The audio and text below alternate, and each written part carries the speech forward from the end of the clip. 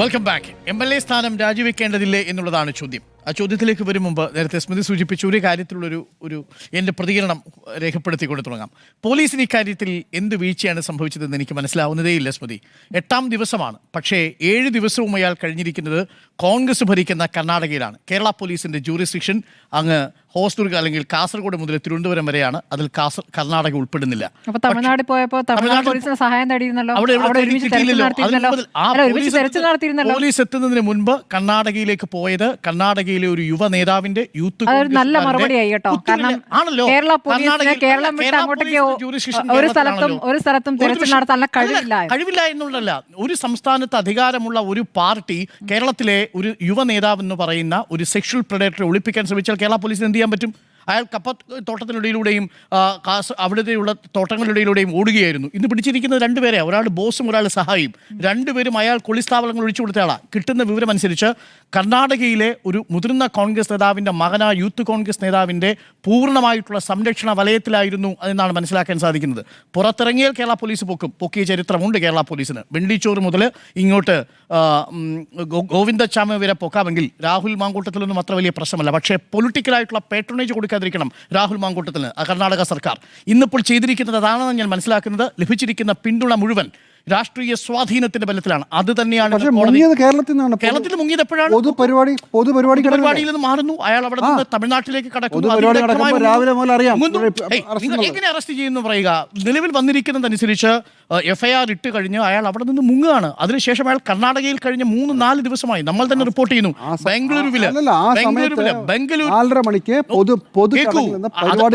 അതാണ് ഈ കേരള പോലീസിന്റെ വീഴ്ച എന്ന് പറയുമ്പോൾ. FIR ഇടുന്നതിന് മുമ്പ് അയാളെ അറസ്റ്റ് ചെയ്യാൻ കഴിയില്ല. FIR ഇട്ട് കഴിഞ്ഞ് കേരളത്തിന്റെ അതിർത്തി പ്രദേശത്ത് നിന്നാണ് അയാൾ മുങ്ങുന്നത്. അയാൾ എവിടെ നിന്ന് പോയി, എങ്ങനെ പോയി എന്നുള്ള വിവരങ്ങൾ ഇനി പിടിച്ചു കഴിയുമ്പോഴാണ് ബാക്കി വരിക. ആരുടെയൊക്കെ സഹായം, ഒരു നടിയുടെ കാറടക്കമുള്ളവയുണ്ട്, മുതിർന്ന നേതാക്കളുടെ സഹായം കിട്ടും അറിയണം. പക്ഷേ കർണാടകത്തിൽ നിന്നുള്ള ഒരു നേതാവിൻ്റെ മകൻ്റെ സഹായം ഇയാൾക്ക് കിട്ടിയിട്ടുണ്ട് എന്നുള്ളത് ഏറെക്കുറെ വ്യക്തമായി വന്നിട്ടുണ്ട്. ഇന്നിപ്പോൾ പിടിച്ചിരിക്കുന്ന ബോസും അത് സ്ഥിരീകരിക്കുന്നുണ്ട്. ഒരു റിയൽ എസ്റ്റേറ്റ് പൊളിറ്റിക്കൽ കണക്ഷൻ അതിന് പിന്നിലുണ്ട്. അതാണ് എനിക്ക് അതിനുള്ള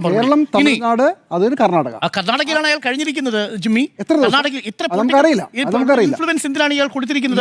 ഇപ്പോഴും സുള്ളിയിലും ഇന്ന് രാവിലെ നമ്മൾ സംസാരിക്കുന്ന സമയത്ത് ബംഗളൂരുവിൻ്റെ പരിസര പ്രദേശങ്ങളിലെ ഗ്രാമപ്രദേശങ്ങളിൽ അയാളുണ്ട്. അയാൾക്ക് അവിടെ ആരുടെ സ്വാധീനവും ആരുടെ സംരക്ഷണവുമാണ് കിട്ടുന്നത്? ആ ചോദ്യമാണ് നമ്മുടെ മുന്നിലുള്ളത്. തൽക്കാലം ഞാൻ ഉത്തരം പിടികിട്ടുമ്പോ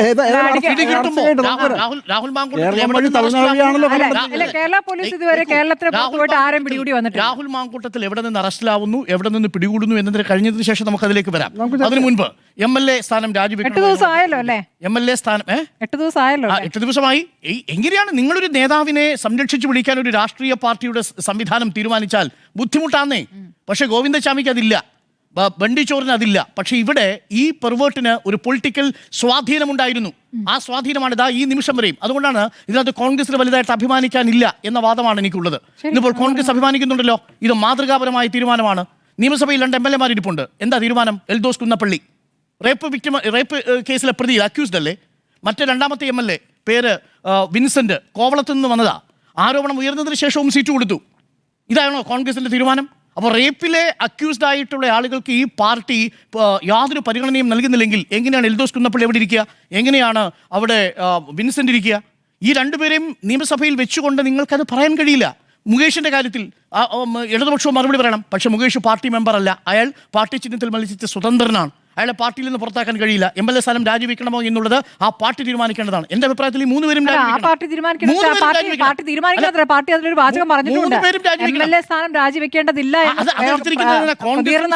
കൂടി ചേർന്നിരിക്കുന്ന ഒരു സമവായമായത്. എന്താ ഈ MLA സ്ഥാനം രാജിവെച്ചാൽ അയാളെ കുറ്റവിമുക്തനാക്കൽ തിരിച്ചു വരാൻ കഴിയില്ലല്ലോ. അതുകൊണ്ടാണ് ജനപ്രതിനിധികൾ രാജിവെക്കേണ്ടതില്ല എന്നൊരു ഒത്തുതീർപ്പ് 2 പാർട്ടികൾക്കുണ്ട്. ഇല്ല, അതുകൊണ്ടാണല്ലോ MLA സ്ഥാനം രാജിവെക്കണോ വേണ്ടോ എന്ന് പറയുന്നില്ല. ഇപ്പോഴും പറയുന്നത് എന്താണ്? അയാൾ ഈ സ്ഥാനം, അതായത് ഈ കോൺഗ്രസിന്റെ പ്രാഥമിക അംഗത്വത്തിൽ നിന്ന് മാറി രാജിവെക്കണോ വേണ്ടോ എന്ന് അദ്ദേഹത്തിന് തീരുമാനിക്കാം എന്നുള്ളത് മാത്രമാണ് പറയുന്നത്. രാജിവെക്കുന്നതാണ് നല്ലത് എന്നാണ്. രാജിവെക്കുന്നതാണ് നല്ലതെന്നുള്ളതാണോ? നോക്കൂ, പാർട്ടിയുടെ പ്രാഥമിക അംഗത്വത്തിൽ നിന്ന് അയാൾ പിന്മാറി. അയാളുടെ രാജി എഴുതി ചോദിച്ചു വാങ്ങിയിട്ടില്ല ഇപ്പോഴും. കാര്യം ഈ ഫോർമുല ഇവിടെ കിടക്കുക. രാജി ചോദിച്ചു വാങ്ങിച്ചാൽ നാളെ ഇതേ കാര്യം എൽദോസ് കുന്നപ്പള്ളിക്ക് ബാധകമാവും.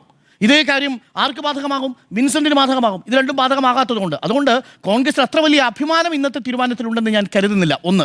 രണ്ടാമത്തെ കാര്യം, പരാതി ആദ്യമായിട്ടാണോ കിട്ടുന്നത്? ഇന്നിപ്പോൾ ജാമ്യാപേക്ഷയിൽ തിരിച്ചാണ് വിധിയുണ്ടായിരുന്നതെങ്കിൽ പാർട്ടി പുറത്താക്കുമായിരുന്നു. എന്തിനാണ് ഇത്ര വൈകിപ്പിച്ചത്? ഈ കോടതി വിധിക്ക് കാത്തതിൻ്റെ ലോജിക്ക് എനിക്ക് എത്ര ആലോചിച്ചിട്ട് മനസ്സിലാവുന്നില്ല. ഈ പാർട്ടി എന്താ കരുതുന്നത്? ഈ രാഹുൽ മാങ്കൂട്ടത്തിൽ നിരപരാധിയാണ് എന്നാണോ? ആരുടെയൊക്കെ പരാതി കിട്ടി? ഷഹനാസ് പറയുന്നത് കേട്ടില്ലേ? അങ്ങ് ഡൽഹിയിൽ സമരത്തിന് പോകുന്ന സമയത്ത് നമുക്ക് ഒരുമിച്ച് യാത്ര ചെയ്തുകൂടായിരുന്നോ എന്ന മെസ്സേജ് അയച്ചപ്പോൾ അതിനകത്തെ അപകടം മണത്ത ഷഹനാസ് ഷാഫി പറമ്പിലെടുത്തല്ലേ ഈ കാര്യം പറഞ്ഞത്? അതിനുശേഷമല്ലേ ഇയാളെ യൂത്ത് കോൺഗ്രസിന്റെ അധ്യക്ഷനാക്കി മാറ്റുന്നത്? ഒരു കേരളത്തിൽ നിന്നുള്ള ഒരു കോൺഗ്രസിലെ MP-യുടെ വീട്ടിൽ സംഭവിച്ച കാര്യം പാർട്ടിയുടെ നേതൃത്വത്തിന് അറിയാമായിരിക്കുമ്പോഴല്ലേ ഇയാളെ പാർട്ടിയുടെ സ്ഥാനാർത്ഥിയായി പാലക്കാട്ടേക്ക് എഴുന്നള്ളിക്കുന്നത്? അവിടെ എത്ര പേര് പറഞ്ഞു ഇയാളെ സ്ഥാനാർത്ഥിയാക്കരുത് എന്നുള്ളത്? പാലക്കാട് DCC തന്നെ പറഞ്ഞതല്ലേ? എന്നിട്ട് ആരുടെ താല്പര്യമായിരുന്നു? ഈ പരാതികൾ KSU കാലം മുതൽ ഇയാൾക്കെതിരെയുള്ള പരാതി പ്രവാഹമായിരുന്നു. ആ പരാതികളെല്ലാം എടുത്ത് കോൾഡ് സ്റ്റോറേജിൽ വെച്ച് ഇയാളെ ഒരു അരാഷ്ട്രീയ കൊട്ടേഷൻ ഗുണ്ടയാക്കി വളർത്തി ഒരു സൈബർ ലിഞ്ചിങ് നടത്തുന്ന ഒരു പ്രഡേറ്ററാക്കി മാറ്റിയതിന് ഉത്തരവാദിത്വത്തിൽ നിന്ന് ഒരു കാരണവശാലും കോൺഗ്രസ് പാർട്ടിക്ക് ആ ഉത്തരവാദിത്വത്തിൽ നിന്ന് പുറത്തു പോകാൻ കഴിയില്ല. ഇന്നിപ്പോൾ ഗത്യന്തരമില്ലാതെയാണ്. കാര്യം ഈ പ്രഡേറ്ററിനെ ഇനി ഇന്ദിരാഭവനിൽ ഉൾക്കൊള്ളാൻ കഴിയില്ല. ആ ഒറ്റ സാഹചര്യത്തിൽ മാത്രമാണ് ആ തീരുമാനമെടുത്തത്. കാരണം അവിടുത്തെ സ്ത്രീകൾ ചൂലുമായിട്ട് ഇറങ്ങും.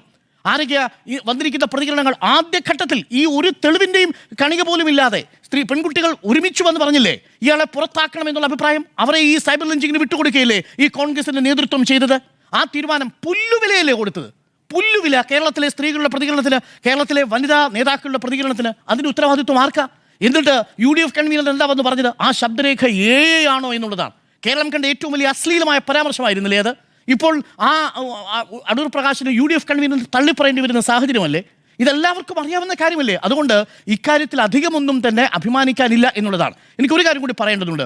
ആരാണ് യഥാർത്ഥത്തിൽ ഈ രാഹുൽ മാങ്കൂട്ടത്തിൽ? ഞാൻ അയാളെ ഒരു രാഷ്ട്രീയ നേതാവായി കണ്ടിട്ടേ ഇല്ല. കാരണം അയാൾ അടിമുടി എപ്പൊളിറ്റിക്കലായ അരാഷ്ട്രീയത നിറഞ്ഞു നിൽക്കുന്ന ഒരു സെക്ഷൽ പ്രെഡേറ്റർ മാത്രമാണ്.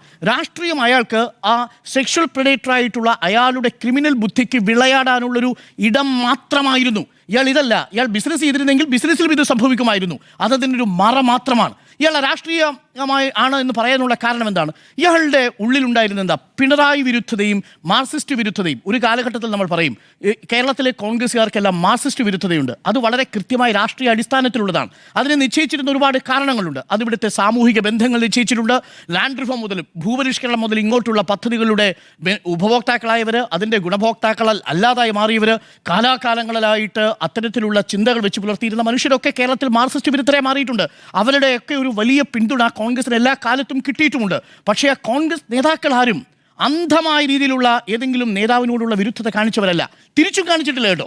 ഉമ്മൻചാണ്ടിയുടെ കാര്യത്തിലാണെങ്കിൽ പിണറായി വിജയനാണെങ്കിലും ശരി, തിരിച്ച് കരുണാകരൻ്റെ കാര്യത്തിൽ നയനാരാണെങ്കിലും ശരി, അങ്ങനെ കാണിച്ചിട്ടില്ല. ഇപ്പോൾ കാലൻ വന്ന് വിളിച്ചിട്ടും എന്തേ കോവാല പോവാത്ത എന്ന് വിളിച്ചത് നേതാവല്ല, അണികളാണ്. അണികളിരുന്ന് വിളിക്കും. പക്ഷേ നേതാക്കൾ ആ കാര്യം കോവാലിൻ്റെ മുഖത്ത് നോക്കി ചോദിക്കുന്ന പരിപാടിയില്ല. ഇവിടെയാണ് ഡോ വിജയ എന്ന് വിളിച്ചുകൊണ്ട് 32-33 വയസ്സുള്ള ഒരു യുവ നേതാവ് വന്ന് പ്രസംഗിക്കുന്നത്.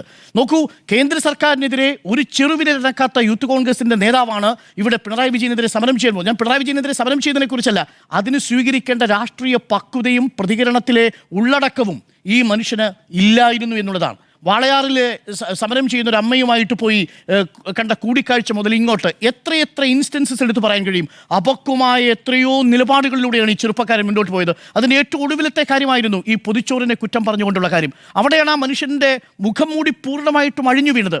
യൂത്ത് കോൺഗ്രസിന് ഒരു ദിവസം 47,000-ലധികം പൊതിച്ചോറുകൾ കേരളത്തിലെ വിവിധ ആശുപത്രികളിൽ DYFI എന്ന പ്രസ്ഥാനം വിതരണം ചെയ്യുന്നുണ്ട്.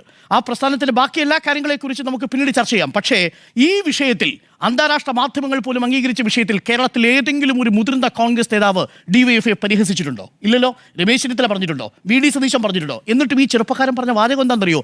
DYFIയുടെ മറവിൽ നടക്കുന്ന അനാശാസ്യമാണെന്ന്. വിശപ്പ് എന്ന് പറയുന്ന ഒരു വികാരത്തിന് അത് കൊടുക്കുന്ന ആളെന്നറിയില്ല, സ്വീകരിക്കുന്നത് ആരെന്നറിയില്ല. വിശപ്പുള്ള മനുഷ്യർ ആ ഭക്ഷണം വാങ്ങി കഴിക്കുകയാണ്.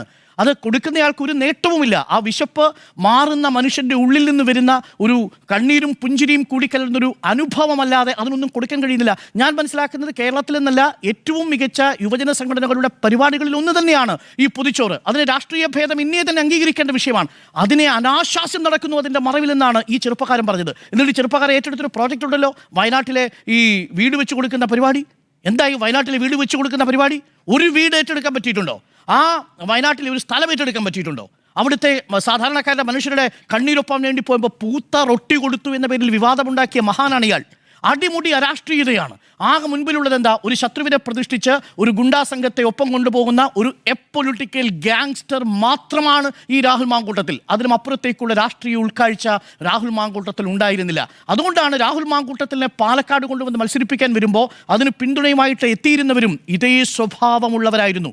അവർക്ക് വ്യക്തമായ കമ്മ്യൂണിറ്റി ഐഡന്റിറ്റി ഉള്ളവരായിരുന്നു. അവർക്ക് വ്യക്തമായ ബന്ധങ്ങൾ ഈ സൈബർ ലിഞ്ചിങ് ഇടങ്ങളിൽ മാത്രമല്ല വ്യക്തമായ റിയൽ എസ്റ്റേറ്റ് താല്പര്യമുള്ളവരുണ്ടായിരുന്നു. ഈ കൂട്ടരുടെയൊക്കെ പിന്തുണ അയാൾക്ക് കിട്ടിയിട്ടുണ്ട്. പാലക്കാട്ടെ മുഴുവൻ ജനങ്ങളുടെ അല്ലെങ്കിൽ പോലും ഇതിനെയാണ് അയാൾ സമാഹരിക്കാൻ അതാണ് പൊളിറ്റിക്കൽ ക്യാപിറ്റൽ അയാൾ കൊണ്ടുവരാൻ ശ്രമിച്ചത്.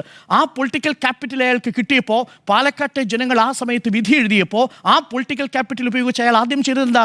അടിയന്തര പ്രമേയം ആദ്യമായിട്ട് അവതരിപ്പിക്കുന്ന ദിവസമല്ലേ ഈ പെൺകുട്ടിയുടെ വീട്ടിൽ പോയി ആ പെൺകുട്ടിയെ ക്രൂരമായി ബലാത്സംഗം ചെയ്തതായിട്ട് ഈ പെൺകുട്ടിയുടെ പരാതിയിൽ പറയുന്നത്? ഇയാളാണോ ഒരു രാഷ്ട്രീയമായിട്ടുള്ള ലീഡർ?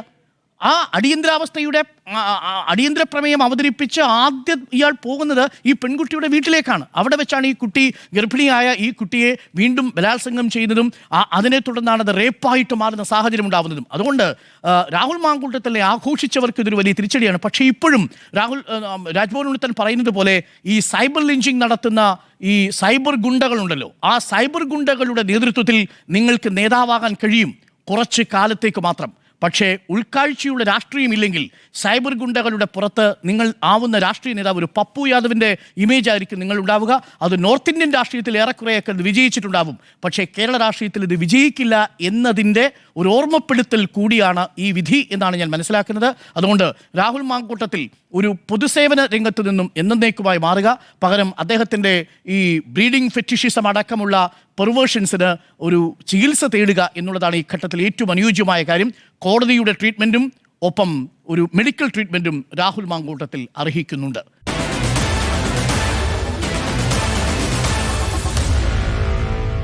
Meet the editors.